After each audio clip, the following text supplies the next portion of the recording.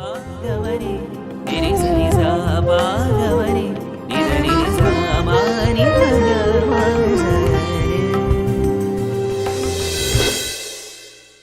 Sai Ram and greetings from Prashanti Nilayam.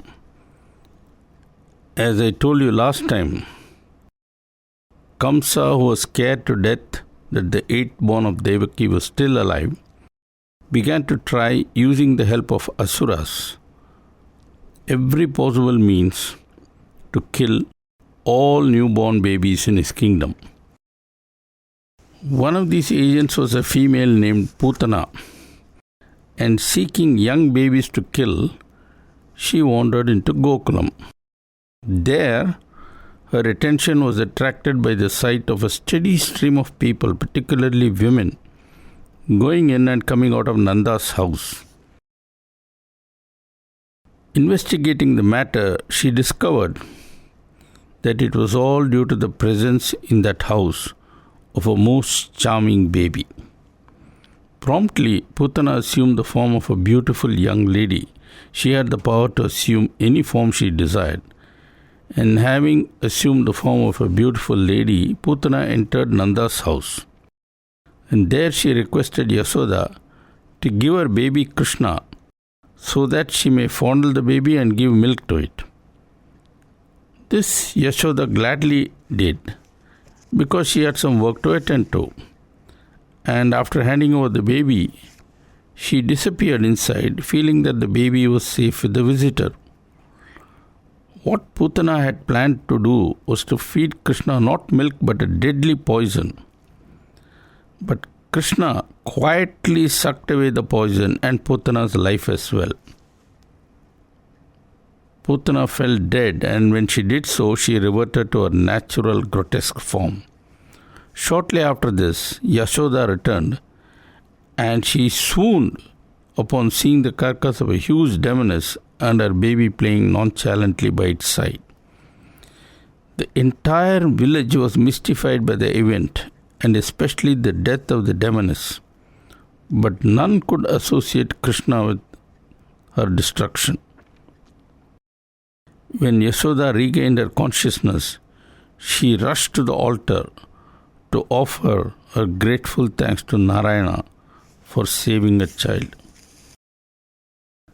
Putana's death was a setback for Kamsa, but he was not ready to give up.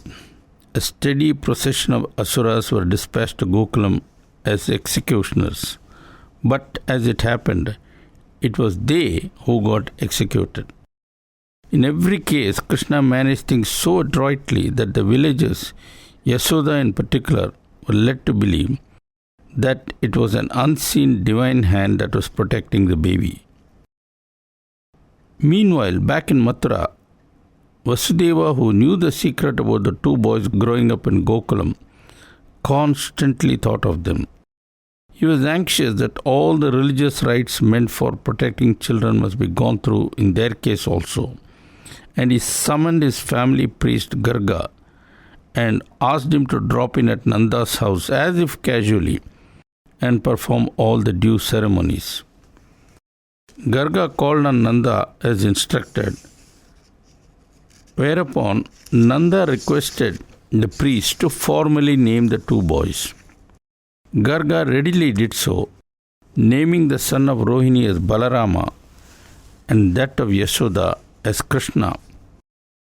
He then said to Nanda, "In an earlier birth, this Krishna of yours was born as a son to your relative Vasudeva in his earlier birth. For that reason, your son will also be known as Vasudeva. But right now, I would advise you to keep quiet about this other name, lest Kamsa gets funny ideas."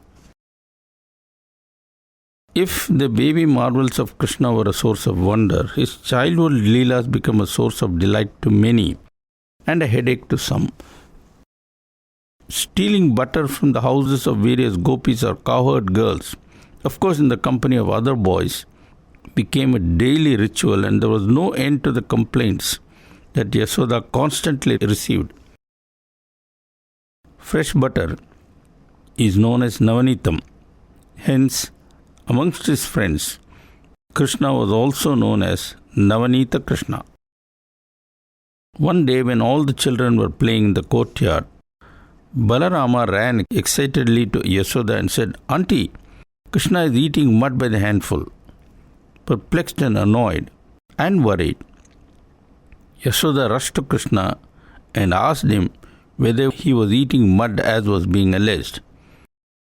Krishna, his eyes wide and innocent, shook his head as if to deny. Not believing him, Yashoda ordered Krishna to open his mouth so that she could check. Obediently, Krishna opened his mouth, and what did Yashoda see in it? The entire universe, including herself and her darling baby Krishna. Totally dazed, she muttered to herself, "Is this real? Or is it all a part of the Maya of the Lord?" Incidentally, I might mention that speaking at Prashanti Nilayam a couple of days before birthday in 1994, the then Prime Minister of India described the remarkable changes in the village of Puttaparthi by quoting those very words of Yashoda. To get back to the story, the vision that Yashoda saw passed, and soon she was back to her role as a happy but tormented mother, while Krishna reverted to being the naughty but adorable son. On another occasion, Krishna was particularly difficult and Yashoda became thoroughly exasperated. Wanting to keep him under check, she tied a rope around his waist and anchored it to a heavy stone mortar. Feeling secure, Yashoda then went about her work.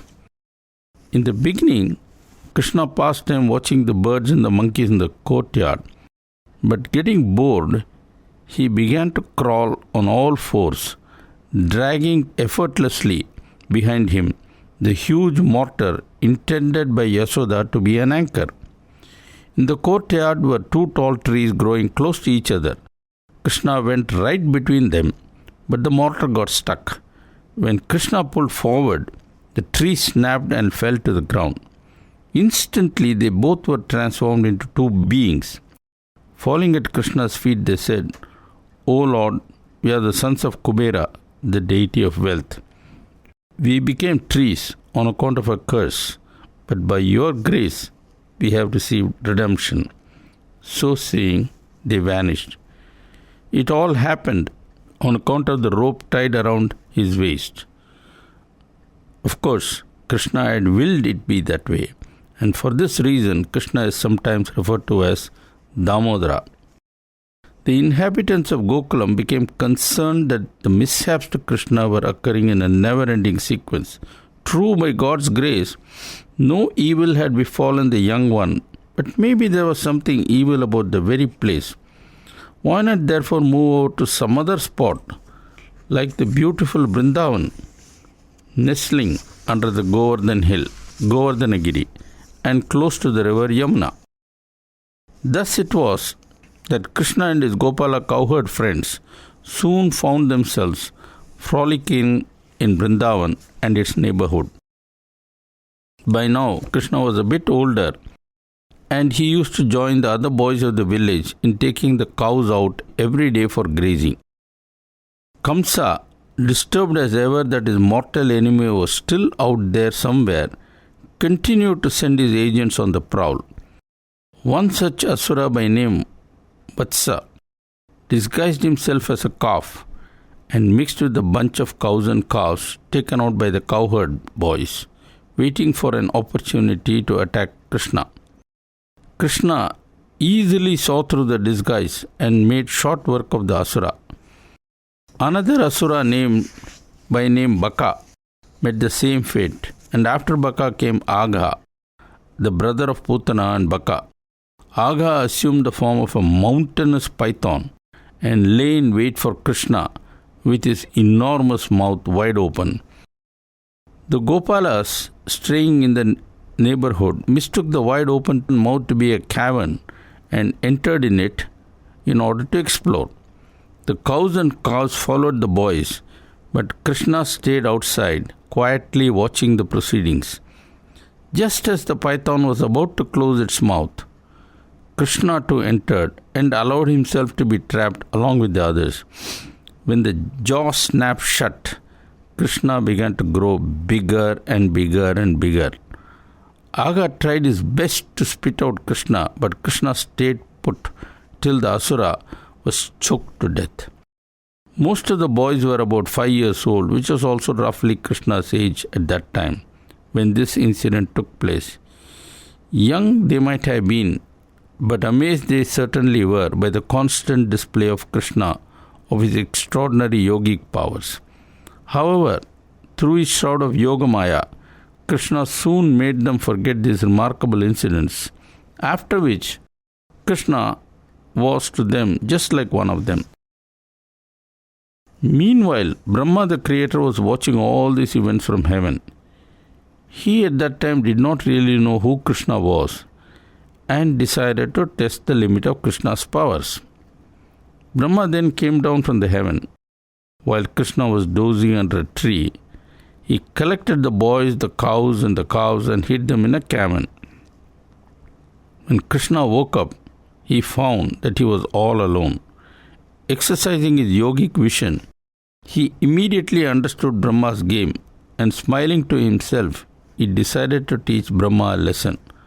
Accordingly, with a mere wave of his hand, he created an entire replica of all the missing boys, cows and cows, and with this duplicate party, he returned in the evening to the village. On reaching the village, the party dispersed as usual, the boys and the animals going to their respective homes. The villagers did not realize that the boys and animals were duplicates, but they did notice that they felt an unusual love towards them. Not surprising, since the boys and animals were nothing but a direct projection of Krishna himself. As a part of his divine Leela, the one had become many. For almost a year, this replica of cows and boys, created specially by Krishna, went accompanying Balarama and Krishna every day to the grazing grounds, returning at sundown. No one suspected that anything was amiss. Meanwhile, Brahma, who was watching from above, became puzzled. He had carefully hidden the boys and the animals, but here was Krishna taking them out every day. How could that be? Suddenly, it dawned on him that it was Krishna who had duplicated himself into various forms, and that he was none other than the supreme cosmic reality, now pretending to be a cowherd boy. Ashamed and repentant, Brahma came down, prostrated before Krishna, and begged for forgiveness. The boys and animals originally concealed were duly set free, upon which Krishna made his projections to disappear. As he withdrew, Brahma said to himself, "How lucky are these Gopalas to have the Lord constantly in their midst, to move with him on equal terms, to play with him, eat with him, and share various experiences with him. But little do they know who their companion really is." The Lord continues to play the same trick, for how easily do we forget who Swami really is. Once, while grazing the animals, some of the boys felt thirsty and they went to a nearby lake to quench their thirst. Krishna did not go with them. Unfortunately, the waters of the lake were poisoned by a huge and deadly snake named Kaliya that lived in it. Therefore, the moment the boys drank the water, they fell dead. After a while, Krishna, finding that the boys who had gone for a drink had not returned, went in search of them along with his other companions, and soon came upon a pile of corpses by the lakeside. Instantly, he knew what had happened, and he angrily entered the lake. The moment Krishna did so, Kaliya attacked him fiercely, seeing which Krishna's surviving companions raised a mighty hue and cry. Their wail was so loud that it could be heard in the village, and the people of the village rushed to the lakeside. and the sight that greeted them was shocking beyond words, for there was their darling Krishna being overwhelmed or almost overwhelmed by the deadly snake Kaliya. It was of course a part of the drama, and Krishna merely wanted to give the impression that the snake was getting the better of him. After appearing to struggle for a while, Krishna suddenly turned the tables, and soon he was dancing over the spread hood of the subdued snake. Swami has explained the symbolic meaning. The five-hooded snake represents the five senses. When the senses have no control, the effect is poisonous. But when they surrender to the Lord, they become subdued. Right from the moment of his birth, Krishna was a darling to the gopis, or the cowherd girls of the village. First as a charming baby, and later as a naughty prankster who often stole butter. Much has been written about Krishna's relationship with the gopis, a good bit of it with a romantic slant, sometimes overdone. Such literature might tend to give the impression that Krishna was something of a playboy. Nothing could be farther from the truth, and Swami has severely condemned all such erroneous portrayals. As Swami points out, the two things go against this romantic image. Firstly, Krishna was barely 5 or 6 years old at that time, and it is therefore patently absurd to attribute sensuous motives to his relationships with the gopis. Secondly, and this is an even more important consideration, Krishna was the Lord who had descended on earth, and surely one would not expect the master of the senses to go around acting like a Casanova.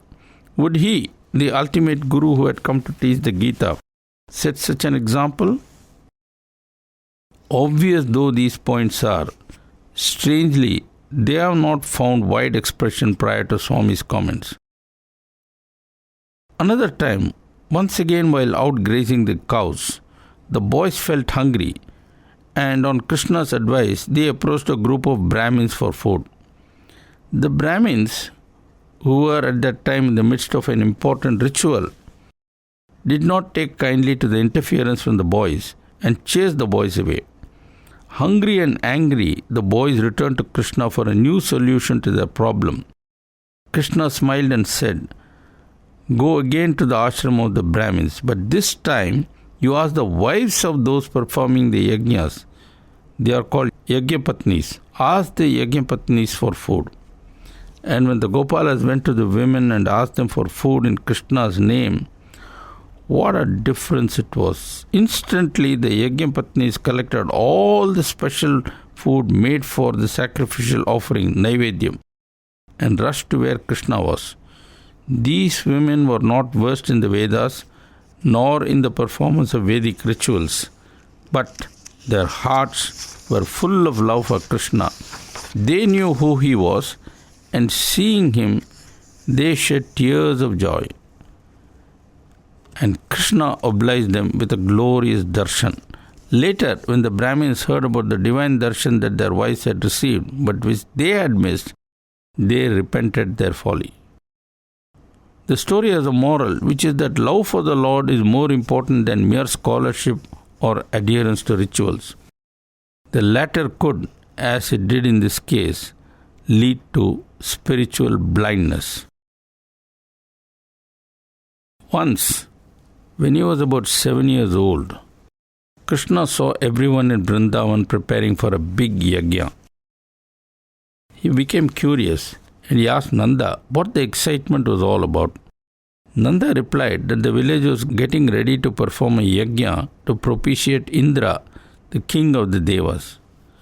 Sounding innocent, Krishna asked, "Father, is it not true that one becomes the king of the Devas after performing 100 sacrifices?" Nanda said, "Yes." And Krishna said, "So, isn't there someone who confers this kingship?" When Nanda replied in the affirmative, Krishna then asked, "In that case, Father, why don't we worship that ultimate God rather than a mere underling of his?" Nanda became deeply alarmed and said, "Shh, Krishna, don't say such things loud. If Indra hears, we would all be in trouble. But Krishna would not be quietened so easily, and he continued to insist that the Supreme One alone should be worshipped. Indra, who did not know who Krishna really was, which was a mistake committed earlier by Brahma, mistook Krishna for a spoiled brat and decided to teach the villagers a fitting lesson for not training their children to respect the King of Heaven. Indra summoned Varuna, the god of the waters, and ordered him to cause a deluge and come down on that village with heavy rains with unprecedented fury. The rains came, and everyone was petrified. Nanda scolded Krishna for having aroused the wrath of the gods. Krishna merely smiled as if to say, "Why fear when I am here?" And you know what he did? He casually lifted the hill Govardhan as if it were a mere pebble and held it aloft over the drenched village like a gigantic umbrella. Thwarted in his designs, Indra realized that Krishna was no brat, but the cosmic one in human form. Deeply repentant, he fell at Krishna's feet, seeking pardon.